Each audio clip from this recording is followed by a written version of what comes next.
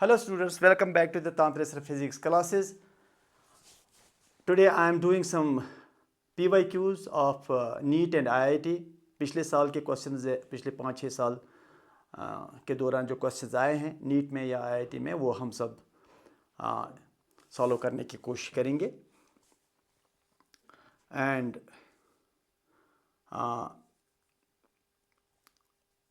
Let's start with the questions. Okay, question number 1 NEET में आया है 2022 में. क्वेश्चन क्या है? A freely falling body covers distances in first, second and third and fourth seconds. What is the ratio of their distances? 1:4:9:16, 1:3:5:7. A body is released from certain height. पहले second में इसने कितना डिस्टेंस कवर किया, दूसरे second में कितना किया, तीसरे सेकंड में कितना किया, उनका रेशो निकालना है. ऐसे कुछ. A body is here, it falls. पहले सेकंड में, दूसरे सेकंड में और तीसरे सेकंड में. ऐसा नहीं कि ये 3 सेकंड में कितना हुआ ना, तीसरे सेकंड में कितना हुआ, ये निकालना पड़ेगा. चलो मैं आपको एक बात बताता हूं, जैसे मैंने आपको पहले भी बताया है और लेक्चर में दिया है. Distance covered in time t s = ut + 1/2 at² का फॉर्मूला है हमारे पास. ये डिस्प्लेसमेंट का फॉर्मूला है. And distance covered in the nth second, वो एक ही सेकंड होता है. nth second is only a 1 second, but it is the nth second. It may be the 5th second, it may be the 7th second, लेकिन होता है एक ही second. So Sn is equal to Snth is equal to u plus a/2 into 2n minus 1. ये है formula nth second के लिए. चलो पहले मैं आपको ये रिलीज हुआ है इनिशियल वेलोसिटी 0 से. पहले सेकंड में कितना डिस्टेंस कवर किया, सपोज h1, दूसरे सेकंड में h2, चलो तीसरे सेकंड में h3. इन्हीं 3 का रेशो निकालिए, बस हो जाता है. अगर 3 का रेशो आप निकालेंगे 4 का भी, 4 डिस्टेंस का भी रेशो आप निकाल सकते हैं. h1 ut + 1/2 at². Initial velocity 0, ये हो गया 1/2 gt². gt² means 1, 1 second, 1². h2 distance covered in second, ये वाला, ये तो दूसरा सेकंड है ना, तो n = 2, हियर n = 3. तो h2 = उसका फॉर्मूला ये है, initial velocity that is 0, a/2 that is g/2, 2n second, n is second, that is 4 - 1, 2 to the 4, 4 - 1, that is g/2 into 3. ठीक. h3 it is third second, तो n को 3 value दे दो, तो initial velocity फिर से वही 0. थर्ड सेकंड ये है, दैट इज g/2, ये वाला g/2, इनिशियल वेलोसिटी 0 है. Third second 3, 6 - 1, 5. अब इनका रेशो निकालिए, इनका रेशो. चलो इनका रेशो निकालते हैं.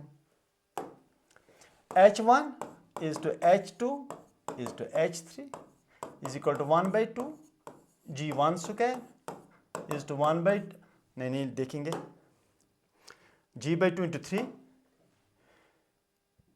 g/2 into 3 is to g/2 into 5, g/2 into 5, ये वाला. तो g/2 cancels, it is 1:3:5. Answer 7 खुद ही लिख सकते हो यहां पर. आंसर हो गया.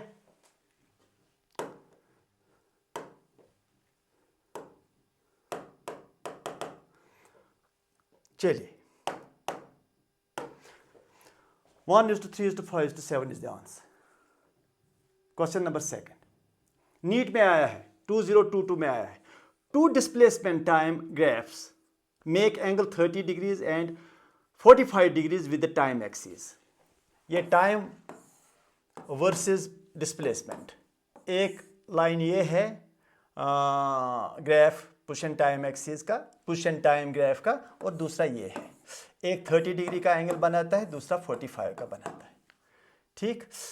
हमें निकालना है what is the ratio of their velocities. चलो इसको v1 कर दो, इसको v2 कर दो. तो बताइए v1 किसके बराबर है? tan of 30. Because as you know push and time graph का जो स्लोप है वो वेलोसिटी होता है। वो मैंने आपको अच्छी तरह से एक्सप्लेन करके दिया है, because I know what I have taught and here I have to be directly I have to give you the answer. ठीक, V1 is equal to 1030 and V2 is equal to 1045। Slope जो है ratio निकालिए, V1 by V2 is equal to, इसका value है 1/√3 divide by 1, it is 1/√3, it is 1/√3। Answer 1:√3, C is the answer. हो गया, कर दिया।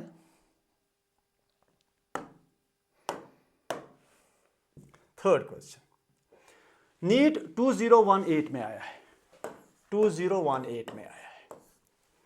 Which of the following x versus time graph represents motions with positive acceleration? X versus time graph, positive acceleration.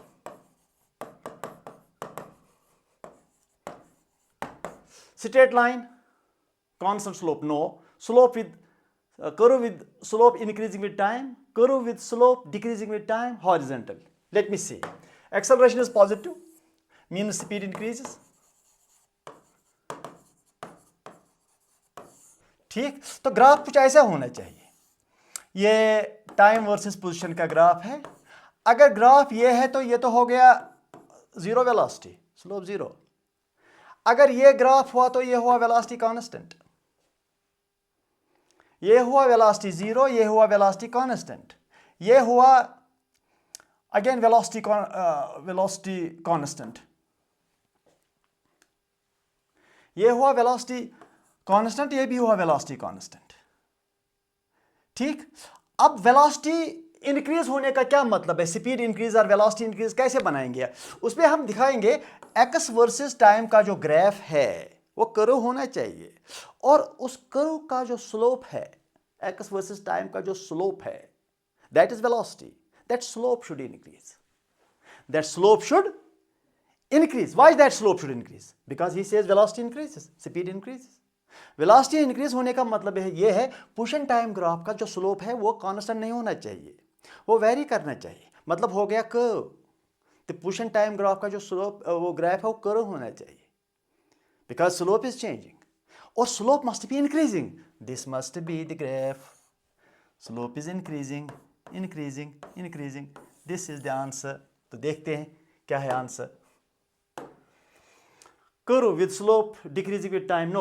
Curve with slope increasing with time, B is the answer. Curve होना चाहिए जिसका slope increase होता है with time, because velocity increases. Velocity increase means slope should increase, because push and time graph का जो slope है वही velocity है। ठीक, ये तो हो गया। फोर्थ क्वेश्चन फिर से नीट में आया है 2020 में।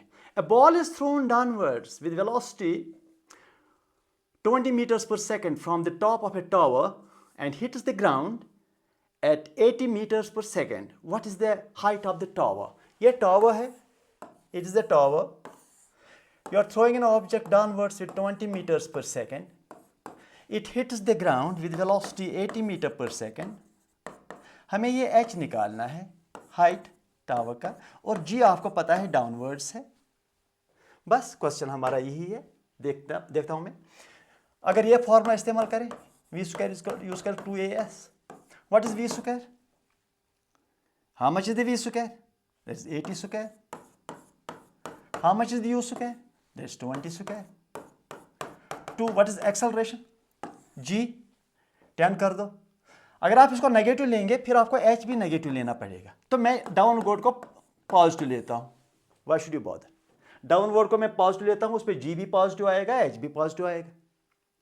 अगर मैं डाउनवर्ड नेगेटिव लूंगा तो ये भी नेगेटिव और ये दोनों नेगेटिव होकर के फिर से पॉजिटिव, या तो ये दोनों पॉजिटिव हो जाएंगे या दोनों नेगेटिव। आपके कन्वेंशन पर डिपेंड करता है।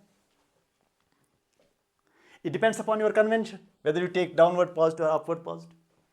तो g को इसको g कर दो, a को 10 लिखो और h निकालना है। तो इट इज करो तो ऐसे ही करो। अगर मैं ऐसे करूँगा 80 + 20 ईजी करने के लिए, 80 - 20 वो भी चलेगा। a² - b² का फॉर्मूला लगा करके 20h It is 20h is equal to, yes, it is how much? It is 100 into 60. ठीक, h is equal to, एक खत्म हुआ, 300 आंसर. ठीक, right? Okay, now let me go to the second question. 300 answer है भी कि नहीं? B is the answer, yes.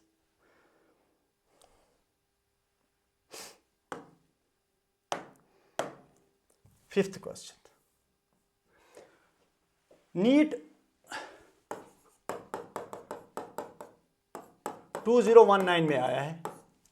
A swimmer swims at 20 meter per second in still water. The river flows eastwards at 10 meter per second. To cross the straight north, at what angle should he swim related to the north? ये इसमें ये vector का question है. अभी मैंने vector पढ़ाया नहीं, इसलिए मैं आपको परेशान नहीं करूंगा. इस क्वेश्चन को रहने दो, जब वेक्टर्स हम पढ़ेंगे तो फिर इसके बाद ये क्वेश्चन मैं कराऊंगा आपको. है तो बहुत easy, it can be done in half a minute. चलो मैं कराता हूं, but don't take it seriously. अगर समझ नहीं आता है कोई बात नहीं, क्योंकि इसको वेक्टर के बाद हम करते हैं. चलो मैं आपको बताता हूं कैसे करोगे. वेक्टर का यहाँ इस वेक्टर का इस्तेमाल है. I don't want to use a concept which I have not taught. ठीक है, चलो मैं करता हूं. River flows at this and swimmer flows at 20. देखिए क्वेश्चन क्या है. ये रिवर फ्लो कर रहा है. Velocity of the river is velocity of the river is 10. Velocity of the river is 10. It is 10 meter per second. River का velocity है. ये नॉर्थ है, ये साउथ है, ये वेस्ट है और ये ईस्ट है. ठीक, तो यहां स्विमर है, ये सीधे यहां पर पहुंचना चाहता है. Just across the north, just in the north direction. It wants to go just across the river from through the shortest distance. To the shortest distance. He wants to go in this direction. और इसका अपना velocity 10 होता है, swimming velocity. अगर ये सीधे ऐसे जाएगा, it will be drawn down the river. इसको रिवर अपने साथ ले जाएगा, because रिवर का velocity इसको ऐड होगा.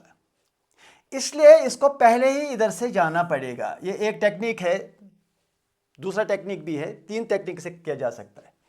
और थीटा बनाना चाहिए इसको angle with respect to the north, ताकि जो इसका वेलोसिटी है 20 मीटर पर सेकेंड, उसके 2 पीसेस हो जाएंगे. ये वाला piece cos component 20 cos theta, और यहां का जो कंपोनेंट है 20 साइन थीटा. अब ये 20 साइन थीटा जो यहां का कंपोनेंट है वेलोसिटी का, ये इस 10 के बराबर होना चाहिए, ताकि ये वाले कंपोनेंट खत्म होकर के ये सीधे ऐसे चला जाएगा. ये असल में जाएगा यूं इस डायरेक्शन में. इस डायरेक्शन में इसका वेलोसिटी जो है, इसके 2 पीस हो जाएंगे, ये वाला पीस और ये वाला पीस. ये वाला पीस जो है वेस्ट के ओर, ये ईस्ट के फ्लो ऑफ वेलोसिटी के साथ कैंसिल होना चाहिए. मतलब ये 10 किसके बराबर होना चाहिए? 20 साइन थीटा के बराबर होना चाहिए.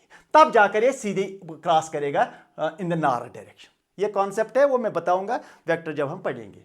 ये एक टेक्निक है, दूसरी टेक्निक से भी हो सकता है. तो मैं लिखूंगा 20 sine theta is equal to 10. Sine theta is equal to 1/2. Theta is equal to 30 degrees. तो ये है 30 डिग्री का एंगल. So it should go north west direction. It should go in what? North west direction, 30 degree north. It should go 30 degree north. ये आंसर है. मैं बताता हूं आंसर क्या है. It should go 30 degree north. 0 degree, 6 degrees west of north, 45 degrees west of north, 30 degrees west of north. ये आप जो है means it makes 30 with the north. It makes 30 with the north and the direction is between west and north. देख लीजिए, the direction is between west and north and angle it makes with the north. इसी का मतलब है, this means it is 30 degrees west of north. Means of means it makes angle with the north but the angle is between what and what? West and it goes in the region of west-north region. I mean this way. It is west, it is north, it goes in this direction and makes angle of 30 degrees with the north direction. That's all. ये question answer हुआ. इसके 3 तरीके से किया जा सकता है. But I will again come back to this question when I do vectors with you. फिलहाल मैंने आपको कहा कि इस वेक्टर के 2 पीस हो सकते हैं, ये और ये. अगर टाइम निकालना हो तो इसी वेलोसिटी पर टाइम डिपेंड करेगा, इस क्रॉसिंग वेलोसिटी पर टाइम डिपेंड करेगा. ठीक हो गया. 6th question. Preeti takes time t1 to walk up a stationary escalator. If she stands still on the moving escalator, it carries her up in time t2 seconds. t2 time. How much time will she take if she walks on the moving escalator? ये समझो ये escalator है, moving escalator. पहले ये moving escalator जो है ये पहले स्टेशनरी है and a girl Preeti goes and crosses this escalator in time okay t1 seconds. ये s डिस्टेंस है. Can you tell me what is the velocity of the Preeti? Yes, simple, easy, s by t1. Now Preeti just stands on the escalator. The escalator moves. पहले ये escalator stationary था, तो ये she is walking and her velocity becomes s by t1 because it takes her t1 time to reach over here. अब जाकर के the girl is here and escalator is moving and it takes the girl just t2 time. So what is the velocity of the escalator? Escalator का velocity क्या है? If it carries the girl from this end to this end in time t2 seconds, that is v2 is equal to s by t2. ठीक, right. अब ये है फिर से यही escalator.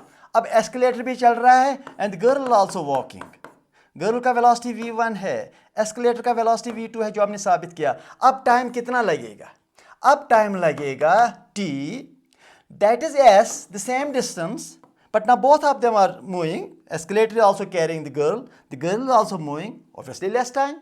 So it is s by v1 plus v2. अब इस v1 और v2 को सब्स्टिट्यूट करना पड़ेगा, बस. That is all. यहाँ ये करता हूँ मैं. t is equal to s by what is v1?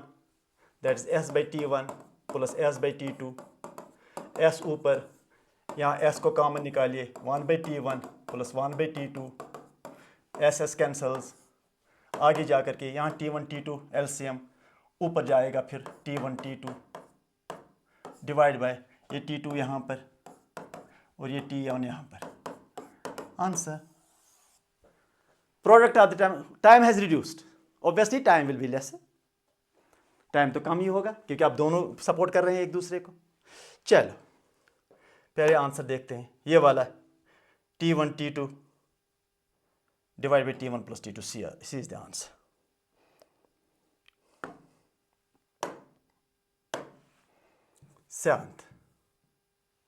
Seventh question. If velocity of a particle is given by v is equal to a plus bt, what is the distance traveled between t is equal to 1 to t is equal to 2 seconds? ये निकालना पड़ेगा. आपको पता है displacement का formula क्या है? Integration of v dt. ये है फॉर्मूला. जब velocity is a function of time and this the general formula.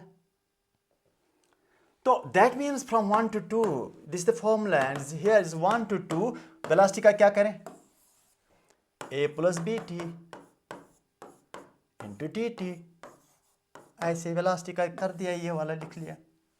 अब आगे इंटीग्रेशन 1 to 2. अब a का इंटीग्रेशन अलग से प्लस इसका इंटीग्रेशन अलग से. फिलहाल ठीक चल रहा है. अब यहाँ कांस्टेंट बाहर, ये कांस्टेंट भी बाहर. So s is equal to a integration 1 to 2 dt plus b integration 1 to 2 t dt. फिलहाल ठीक चल रहा है. यस. तो ये हो गया s is equal to a, ये खत्म. t under what limits 1 to 2 plus b ये हो गया t square by 2 under limits 1 to 2। ये हो गया ए, टी को दे दो वैल्यू ये वाला 2, फिर दे दो ये वाला -1 प्लस बी बाई 2, टी को वैल्यू दे दो 2 तो 2 स्क्वायर, फिर 1 दे दो वैल्यू -1 स्क्वायर। ये हुआ ए क्योंकि ये 1 हो गया, प्लस 4 - 1 3, 3/2 बी आंसर, खत्म। That is the answer. Easy questions आए हैं ये क्वेश्चंस, लेकिन मैं आपको आईआईटी में जो क्वेश्चंस आए हैं जेईई में वो भी दिखाऊंगा ताकि आपका पूरा प्रैक्टिस हो जाए। इसको प्रैक्टिस आपको करने की ज़रूरत है। अब आप कहेंगे सर आप ज़्यादा स्ट्रेस नहीं कर रहे, मैंने आपको इसको अच्छी तरह से दिखाया है। As many as 10 to 15 lectures are there on the kinematics. मतलब रिलेटिव वेलोसिटी जो एक 15 मिनट में ख़त्म होगा उसमें मैंने 3 लेक्चर दिए। मैंने सोचा कि चलो ठीक है और भी प्रैक्टिस करेंगे, बहुत सारे क्वेश्चन उसमें भी किए हैं, small questions, big questions, all types of question, so that you feel good with the subject. Okay,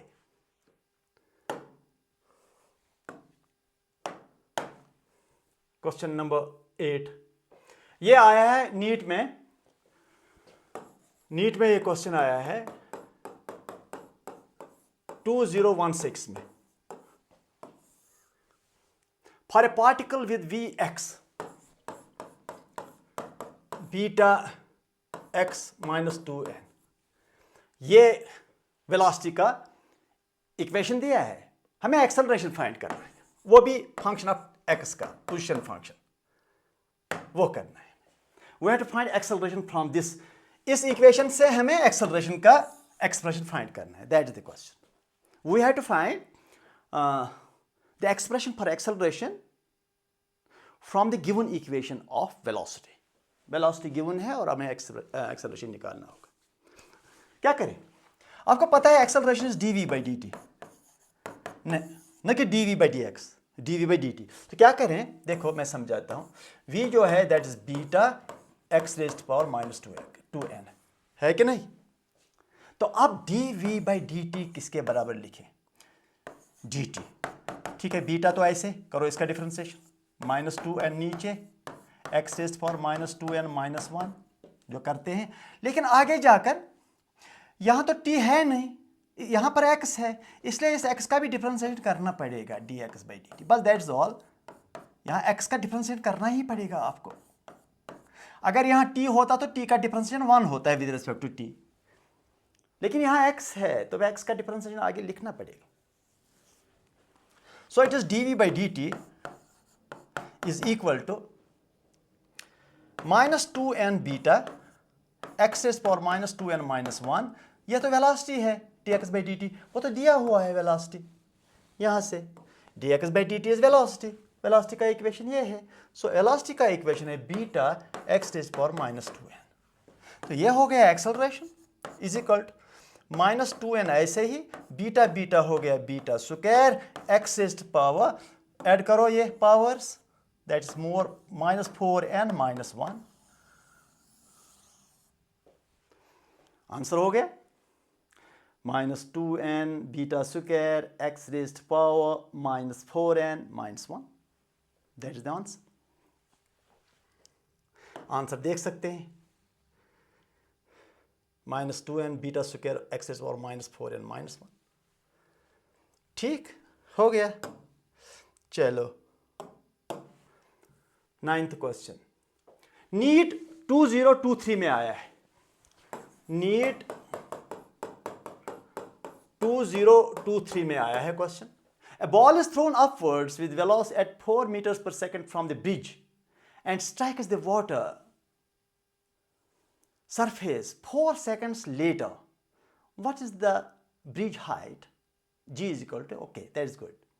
पहले मैं बनाऊंगा फिगर ताकि आपको, ये ब्रिज है और ये वाटर है नीचे ऐसे, ये ब्रिज है। ठीक, ब्रिज किस हाइट पर है? h हाइट पर है, समझो। तो यहाँ पर एक आदमी बैठा है, उसने ऑब्जेक्ट को ऊपर थ्रो किया एट 4 मीटर पर second with initial velocity, right. ये ऊपर जा करके ऊपर नीचे गिर गया, ऐसे वाटर में इसने स्ट्राइक किया, इस ऑब्जेक्ट ने फिर वाटर में स्ट्राइक किया। इसको 4 सेकंड लगे। जो आपके पास एस का फॉर्मूला है ना, वो डिस्प्लेसमेंट का फॉर्मूला है, और यहाँ डिस्प्लेसमेंट सिर्फ यहाँ से यहाँ तक है, क्योंकि इनिशियली ऑब्जेक्ट यहाँ था ना, और फाइनली यहाँ पर पानी में, तो इनिशियली ऑब्जेक्ट यहाँ पर है, ब्रिज पर है, तो फाइनली यहाँ पर है, तो डिस्प्लेसमेंट इतना ही है। और आपका फॉर्मूला भी डिस्प्लेसमेंट का है, आपका फॉर्मूला भी डिस्प्लेसमेंट है। 4 तो ये लिखा यहाँ पर मैंने, और 4 सेकंड्स भी लिखा, और जी तो 10 दिया है, ये मैंने लिखा। अब मैं समझाऊंगा। देखो, you are throwing an object upwards 4 meter per second. ऐसा मत समझो ये पहले ऊपर गया, फिर नीचे गया, फिर हिट हुआ। आपको सिर्फ इस डिस्प्लेसमेंट से वास्ता है, और इस टाइम से वास्ता है, और इस जी से वास्ता है। बाकी पार्टिकल कहाँ गया, कहाँ से आया, आपको सिर्फ इनिशियल और फाइनल पोजीशन पार्टिकल का पता होना चाहिए। और आपका जो फॉर्मूला है वो उसी चीज़ का है, डिस्प्लेसमेंट का है। मतलब मैं ये फॉर्मूला लगाना चाहता हूँ, s is equal to u t plus 1/2 AT square. कैसे लगाओगे आप कहेंगे एस तो ये है, ऊपर नीचे नहीं, एस इतना ही है। फिर आप कहेंगे यू क्या है, यू भी दिया है। फिर आप कहेंगे ए क्या है, ए भी दिया है। बस एस इतना ही है। तो मैं I want to write substitute the things and so then you compare here. हो सकता है आपको आंसर मिल जाएगा। एस को मैं लिखूंगा जो डिस्प्लेसमेंट है -h, क्योंकि इनिशियल पोजीशन ये है, फाइनल पोजीशन वाटर को स्ट्राइक कर रहा है। तो ये इसमें एक चीज़ हो गया, इसमें डाउन द रेफरेंस पॉइंट है डिस्टेंस, इसलिए माइनस लिया। डाउन द रेफरेंस लिया डिस्टेंस, तो माइनस लिया। तो u is what, that is up for time, सारा टाइम। ये अब ये मत सोचना टाइम सारा कैसे, टाइम जस्ट 4 है, because it is the displacement formula. कुछ स्टूडेंट्स बहुत इसको गलत तरीके से या मानने के लिए तैयार ही नहीं है। सर नहीं तो ये ऐसा आपने कैसे लिखा? अरे यार लिखा इसलिए कि डिस्प्लेसमेंट इतना ही है, और ये डिस्प्लेसमेंट का ही फॉर्मूला है, इसीलिए वो गलत हो जाता है आपको। डिस्टेंस कवर्ड, कोई इक्वेशन दिया होता है वेलोसिटी का, फिर distance covered from 0 to 4 seconds, तो फार्मूला लगाकर आपको 0 मिलता है आंसर। आप ये फार्मूला लगाकर 0 मिलता है आपको आंसर, तो ये फार्मूला आपको डिस्प्लेसमेंट देता है। वहाँ से लेकर के वो कंफ्यूजन हो जाता है उसमें। ये फॉर्मूला देखो, I will make it a lost statement, this formula is of displacement. Displacement initial और फाइनल पोजीशन यहाँ करके एच डिस्प्लेसमेंट है जो आपको निकालना है। बाकी इनिशियल और फाइनल पोजीशन के दरमियान पार्टिकल कहाँ गया, कहाँ से आया, that you don't bother about. 4 time is 4 again, plus 1/2, g is -10, t square 16, 4 square. It is -h is equal to 16. It is 2 5s are 10. It is minus 80. Minus h is equal to 16 minus 80. तो कितना हुआ 80 minus 16? कितना हुआ? 4 6 64 meters negative, negative negative cancels, h is equal to 64 meters. ये है 64 metres का। इसमें थोड़ा सा आपको कंसंट्रेट करना पड़ेगा, क्योंकि आपको दिमाग को कन्विंस करने के लिए थोड़ा सा टाइम लगता है इसमें, लेकिन है इतना ही, है इतना ही। Initial position, final position, concentrate on the 2 positions, that's all. ठीक, ओके, चलो आंसर भी देखते हैं। 64 मीटर्स।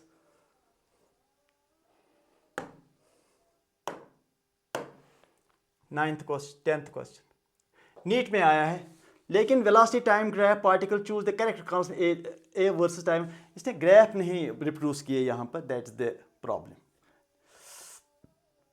क्वेश्चन नंबर 11 जेईई में आया है, मेंस 2023 में।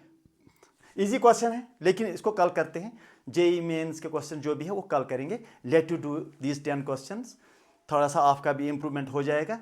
तो मैं आपको कल ये जेईई में आए हैं जो क्वेश्चंस काइनेमेटिक्स में, वो सब मैं आपको दिखाऊंगा। But don't miss the lectures and watch the lectures consistently. कभी बीच में ऐसा भी होता है नहीं समझ आता है, बट डोंट बॉदर, दूसरा लेक्चर समझ आता है, पहले लेक्चर को फिर से देखो, रिपीटेडली देखते रहो, and finally you can control your subject. Thank you.